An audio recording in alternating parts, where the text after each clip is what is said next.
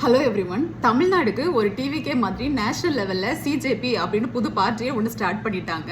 So இந்த cockroach Janata party அப்படின்னா என்ன, இதோட பேக்ரவுண்ட் என்ன அப்படின்றத வந்து பார்க்க போகலாம். ஃபர்ஸ்ட் வந்து எப்படி இது ஸ்டார்ட் ஆச்சு அப்படின்னு பார்த்தீங்கன்னா, லாஸ்ட் வீக் ஒரு ஹியரிங் அப்போ chief justice of India Surya Kant அவர்கள் வந்து அன்எம்ப்ளாய்டு யூத் இருப்பாங்க இல்லையா, அவங்கள வந்து காக்ரோச் அப்படின்னு சொல்லியிருக்காங்க. எதனாலன்னா தேவையில்லாமல் வந்து மீடியாக்குள்ள இன்டர்ஃபியர் ஆகுது, ஜேர்னலிசம் உள்ளது வந்து இது பண்ணுறது, ப்ராப்ளம்ஸ் கொடுக்குறது, குடைச்சல் கொடுக்குறது அப்படிங்கிறது மாதிரி ஒரு மெட்டஃபர் மாதிரி காக்ரோச் வந்து சொல்லியிருக்காங்க. இது வந்து பயங்கர சர்ச்சையாயிடுச்சு. நெக்ஸ்ட் டே வந்து அவர் என்ன பண்ணாருன்னா, நான் அந்த மாதிரி மீன் பண்ணலை, நான் என்ன சொன்னேன்னா சிஸ்டம்குள்ளே ஃபேக்காக வந்து டிகிரி எடுத்துட்டு சர்டிஃபிகேட் வச்சுட்டு வந்து சிஸ்டம்குள்ளே ஊடுருவி இருக்கிற யூத் இருப்பாங்க, நான் அவங்கள தான் சொன்னேன். இல்லாமல் யூத் வந்து ஒரு ஸ்ட்ராங் பில்லர் ஆஃப் இந்தியா, அவங்க எல்லாமே வந்து இந்தியா எதுவுமே இல்லை அப்படிங்கிறது மாதிரிலாம் நிறைய ஜஸ்டிஃபிகேஷன் கொடுத்தாரு. But already damage is done.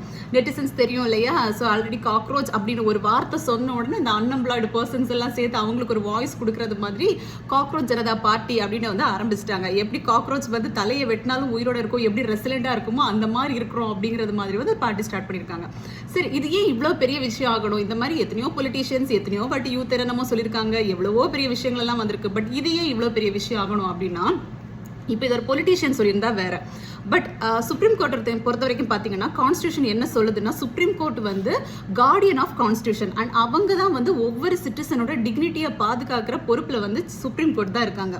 நமக்கு எதிராக வந்து லெஜிஸ்லேஷன்லேருந்து ஏதாச்சும் பண்ணாலோ இல்லை எக்ஸிக்யூட்டிவ்ஸ் வந்து ஏதாவது பண்ணாலோ நம்ம டேரெக்டாக சுப்ரீம் கோர்ட்டில் போகலாம். இப்போ வந்து யூகே பார்த்தீங்கன்னா அங்கே வந்து பார்லிமெண்ட்ரி தான் எல்லாமே, சுப்ரீம் கோர்ட்டுக்கு அவ்வளோ பவர் கிடையாது. பட் இந்தியா பொறுத்த வரைக்கும் பார்த்தீங்கன்னா சுப்ரீம் கோர்ட்டு தான் சுப்ரீம் பவர்னு சொல்லலாம். லெஜிஸ்லேஷனில் போடுற எந்த ஒரு ரூல்ஸையுமே எந்த ஒரு லாஸையுமே வந்து கொஸ்டின் கேட்கறதுக்கு எல்லாத்துக்குமே ரைட்ஸ் யாருக்கு இருக்கு? சுப்ரீம் கோர்ட் இருக்கு. ஸோ அந்த மாதிரி ஒவ்வொரு பர்சனோட டிக்னிட்டியை பாதுகாக்க வேண்டிய ஒரு இடத்துல இருந்தே இவர் இப்படி சொல்லிட்டாரு அப்படிங்கிறது வந்து ஒரு பெரிய சர்ச்சையாயிடுச்சு. உங்களுக்கு எத்தனை பேருக்கு தெரியும்னு தெரியல, சிபிஎஸ்சி சிலபஸ்ல என்சிஆர்டி புக்ஸ் இருக்கு இல்லையா, இதுல கிளாஸ் 8 சோஷியல் சயின்ஸ்ல வந்து ஒரு லெசன் ஒன்று ஆட் பண்ணியிருந்தாங்க.